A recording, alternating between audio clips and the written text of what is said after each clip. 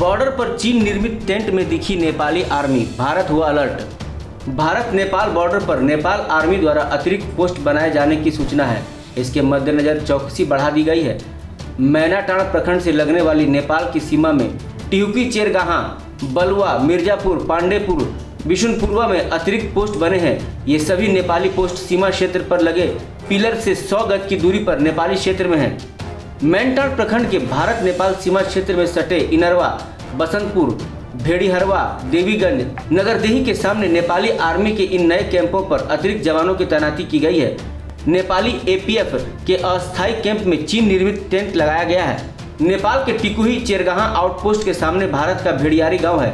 वहां के ग्रामीणों ने कहा कि वर्षों से यहां नेपाल का कोई आउटपोस्ट नहीं था, नया आउटपोस्ट खोला गया है। टेंट पर चीनी भाषा में कुछ लिखे जाने की सूचना है। वहीं एसएसबी 47वीं बटालियन सिकटा के इंस्पेक्टर अनिल कुमार ने कहा कि पहले से नेपाल का भी अस्थायी पोस्ट था, बारिश की वजह से नेपाल उसे शिफ्ट कर रहा है। चीन निर्मित टेंट के बारे में जानकारी मिली थी। वर्ष 2015 में नेपाल में भूकंप आया था, उसी दौरान चीन ने सहायता के रूप में टेंट दिया था। इसका इस्तेमाल नेपाली आर्मी फिलवक्त बारिश से बचाव के रूप में कर रही है। नेपाल आर्मी के ये सभी पोस्ट पहले से ही संचालित थे।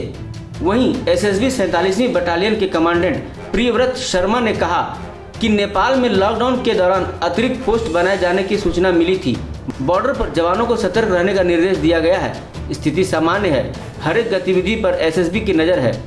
भारत नेपाल सीमा पर नेपाल सशस्त्र प्रहरी बल यानी एपीएफ की फायरिंग के एक पखवाड़े के बाद बॉर्डर इलाके के 2 थानाध्यक्षों पर गाज गिरी है। सोनबरसा थानाध्यक्ष राकेश रंजन और कन्हौली के राजकुमार गौतम को हटा दिया गया है। एसपी अनिल कुमार ने कहा कि डुमरा थाने के जेएसआई राकेश कुमार को सोनबरसा, नगर थाने के जेएसआई राम इकबाल प्रसाद को कन्हौली की कमान सौंपी गई है। इधर शनिवार को सीतामढ़ी पहुंचे डीजीपी गुप्तेश्वर पांडे ने एसपी से लॉ एंड ऑर्डर और बॉर्डर पर सुरक्षा इंतजामों के बारे में जानकारी ली। साथ ही दोनों थानाध्यक्षों को हटाने के आदेश दिए।